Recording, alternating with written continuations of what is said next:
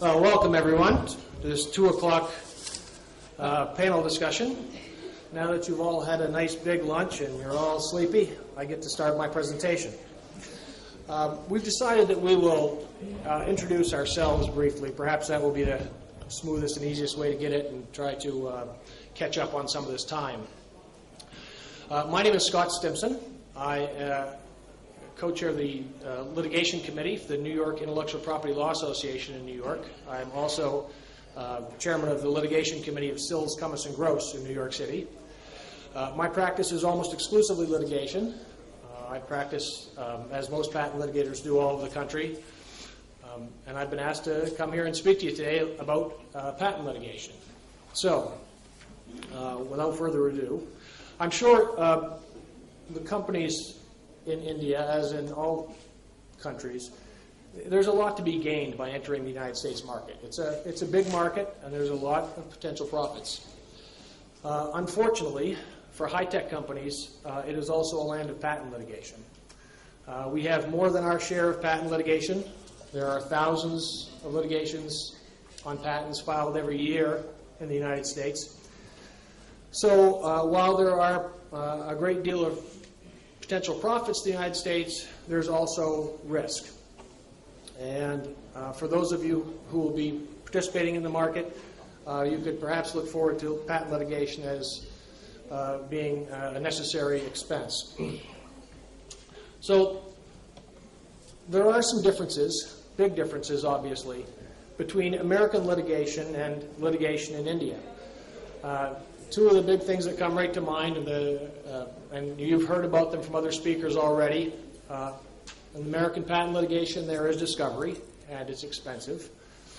And American patent litigation, unless you're in the International Trade Commission, there are juries. So those are two big things. The discovery can add expense, and the juries can add some level of uncertainty. So with that in mind, I found a couple of quotes that might be appropriate here. Samuel Butler is an English composer and novelist from the 1800s in England, and the law, the only thing certain is the expense. There is some certainty to that, but with the right counsel, perhaps we can add some certainty to the litigation as well. And I found a proverb that says it's better to enter the mouth of a tiger than a court of law. I don't necessarily agree with that one, but it does adequately convey the concern that people have about American juries and American litigation. So with that said, I've been asked to talk about American patent litigation. I could talk for days about American patent litigation, but fortunately for all of us, I've been given 25 minutes. I've tried to pick out the right topics, and the way I tried to pick them out was from perspective of a company entering the United States market. What are some big concerns that you really need to be worried about? And just know they exist. The first topic is going to be on document preservation. This has been a big topic in the United States in the last 5 years. The failure to preserve documents can lead to some very serious ramifications. You may know from the recent Apple-Samsung litigation that the judge issued sanctions against Samsung for failing to preserve documents. This has been a problem for a lot of companies in the United States and abroad. Second, I'm going to talk about willful patent infringement. Put simply, the reason for this concern is that your damages can be tripled in the United States if you are found to be a willful patent infringer. So I want to talk about how you can avoid that and what you do to protect yourself against that finding. And last, it isn't really about jury trials, but perhaps how you can avoid them. I'd like to talk about, if we have time, alternative dispute resolutions, becoming much more popular in the United States. So, document preservation, avoiding spoliation allegations. All these cases on document preservation, they focus on spoliation. Spoliation has been defined in many different ways. This is a fairly common definition, consistent. It's the destruction or significant alteration of evidence. And this next part is important. Or the failure to preserve property for another's use as evidence in a pending or reasonably foreseeable litigation. Everybody can understand that if someone goes out and they destroy documents that are relevant deliberately, or they alter documents, you're going to be in some trouble. But if you fail to preserve them, you can be in a lot of trouble in the United States as well. So we'll talk about this a bit, but basically the idea is this. All reasonably pertinent documents have to be preserved. And you don't have to wait for a court order. You have to implement a litigation hold and not let them be destroyed. So there are some questions that come up with this. When does the duty start? You don't have to leave this conference and rush back and start preserving all your documents. You're not in a litigation, presumably. You don't foresee a litigation, so you're okay. You don't need to have that duty doesn't start. Next question is, what do you have to preserve? The next question is the scary one. What happens if you don't? So let's address those. When do you have the duty to act? The test is reasonableness. If you reasonably foresee a litigation, you have a duty to preserve your documents. You do not have to be in a litigation.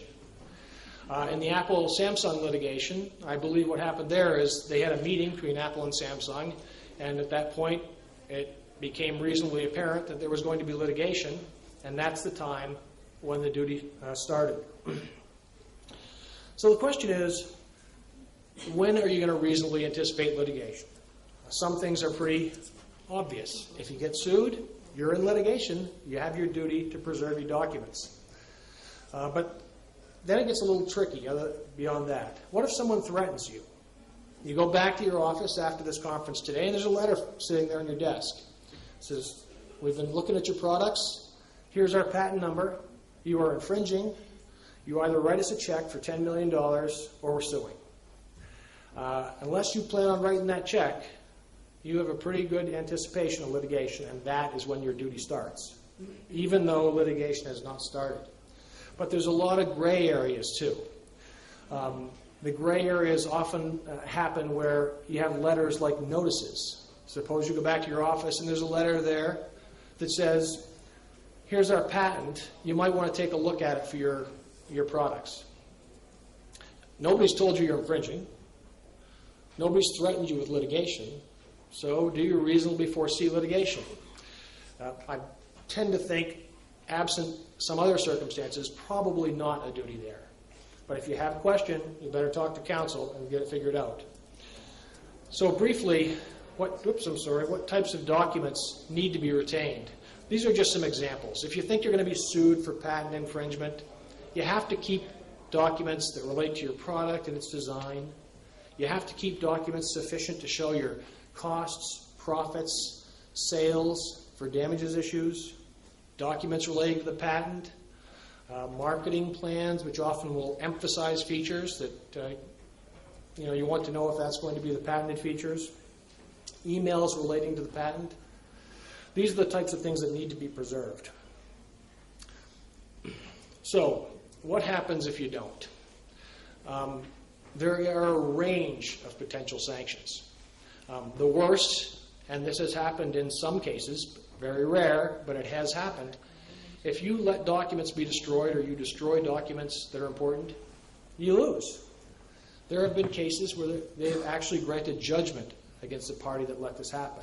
Now, these are extreme circumstances. For example, where the document is going to show whether you're infringing or not. It's the critical document.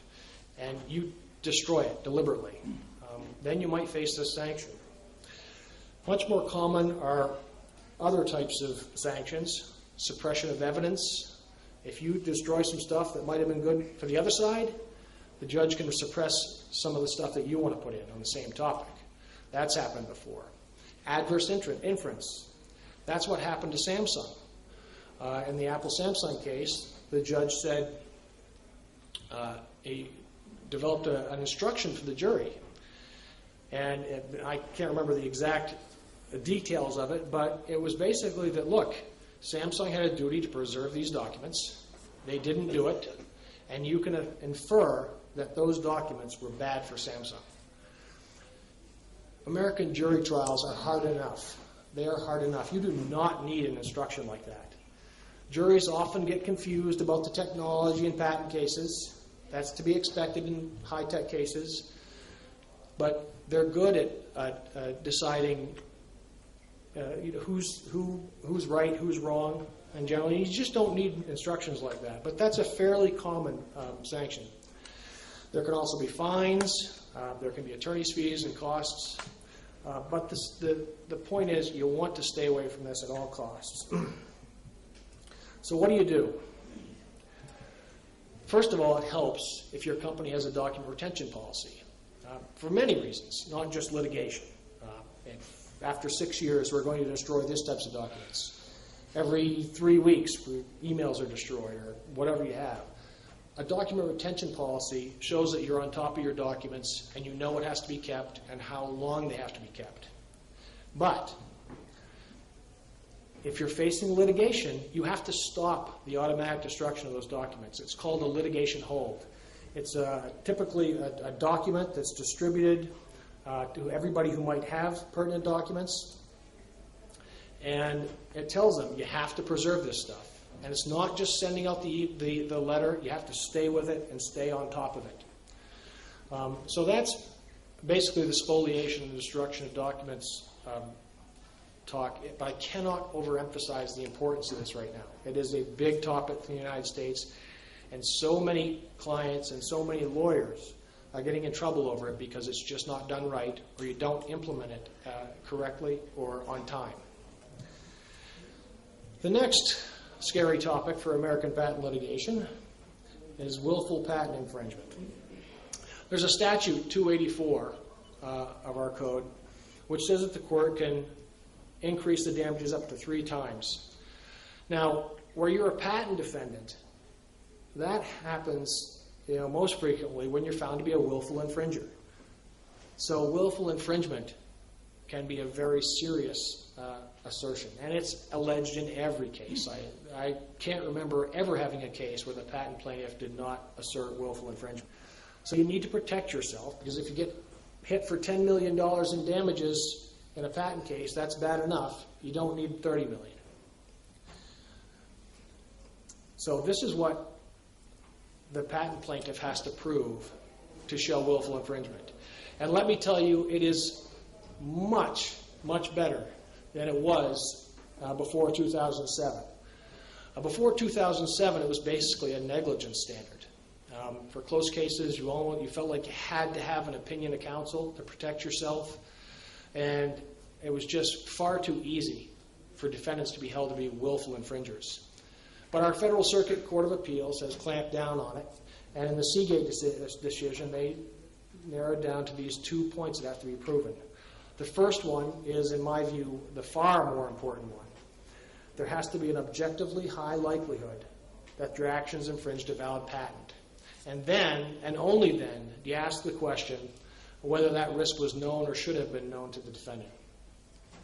So you're seeing a lot of the willful infringement claims go on summary judgment because there's not an objectively high likelihood of infringing a valid patent. I have a motion pending in a case in Colorado right now to get summary judgment on no willfulness. And it basically just says, look, Judge, here are our defenses. They're good defenses. We've had them all along. We won these aspects of claim construction, which go to our infringement with willful infringement because of this objectively high problem. Still, you need to be careful about it, and you need to be concerned. Right? Here are some topics, some factors that the courts consider, things to think about. Did you do an investigation? Did you have a good faith belief? If you got an opinion of counsel that says you're okay, wonderful. That can be fantastic. Did you copy from the plaintiff's patent or product? Did you want to hurt the patent plaintiff? Did you want to get them out of the market? How close is the case? These are the things that the courts in the United States are looking at for willful infringement. So, how do you avoid willful infringement? Probably the most important piece of advice I can give you is if you are about to launch a big product in the United States and you know there's a competitor there and you know they have a patent and you know they are not going to be happy, there's going to be a lot of money at stake, if you get yourself an opinion of counsel, it can go a long way. Because then, before you launch, you're going to counsel, you're saying, look, make sure we're okay, and you've got a legal document you can hold up in front of the jury and say, look at this. I didn't just do this on my own. I just didn't barge into this United States market. I went to and I got legal advice from somebody who knows this law, and they said I'm okay. And if you do that right, you're in good shape. I can't say it's absolutely foolproof. Where opinions fail sometimes when you don't listen to your lawyer. Like if your lawyer says, yeah, you're fine to enter the market as long as you don't. Another way that you can still be found willful, even if you get an opinion of counsel, is if you're hiding stuff from your lawyer. You know, you can't hide the bad stuff. Because then if you do, and you know, you laugh, but you would be amazed at how frequently this happens. You would be amazed. And then what happens is that stuff gets produced in litigation, and the person who's going to take your deposition kills you because you were hiding stuff from your own lawyer. So how can you possibly tell us you're relying in good faith on that opinion? You knew that lawyer didn't know all the key facts. But if you do it right, an opinion of counsel is fantastic. Doing it early also helps a great deal. All right. Given our time constraints, I'm going to do this topic briefly, but it's an important one. I know in other countries you have ADR as well. It can be, it's gaining in popularity in the United States. Alternative dispute resolution is just anything that gives you a way other than standing up in front of the jury and trying to defend yourself. Arbitration can be great. The problem with arbitration is you all have to agree, and if you're facing a patent plaintiff, patent plaintiffs have a wonderful tendency to love to stand up in front of the jury and point the finger and say, look how bad I want jury. If you're worried about a highly technical case, you can get an arbitrator or arbitrators who have the right technical background to understand it. You can condense the limitations of discovery so you're not paying millions of dollars in litigation fees. There's a lot to be said for arbitration if you can get it.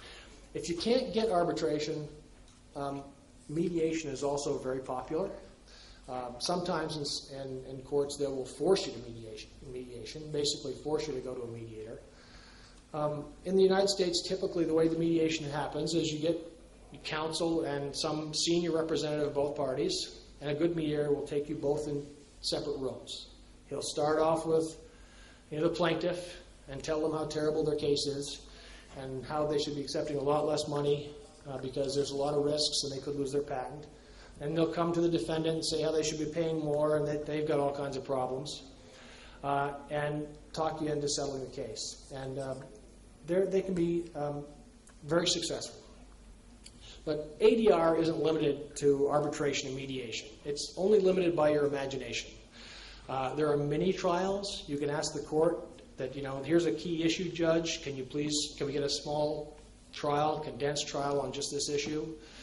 Now, you can have negotiations, almost anything. So I encourage you, if you can get to ADR, you do it because it can be very beneficial and help a lot with the costs of American litigation.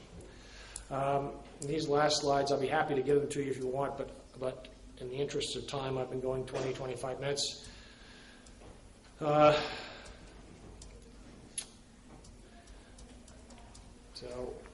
So whether you settle or whether you mediate, I'll end on a couple more quotes. French proverb, a bad compromise is better than a good lawsuit.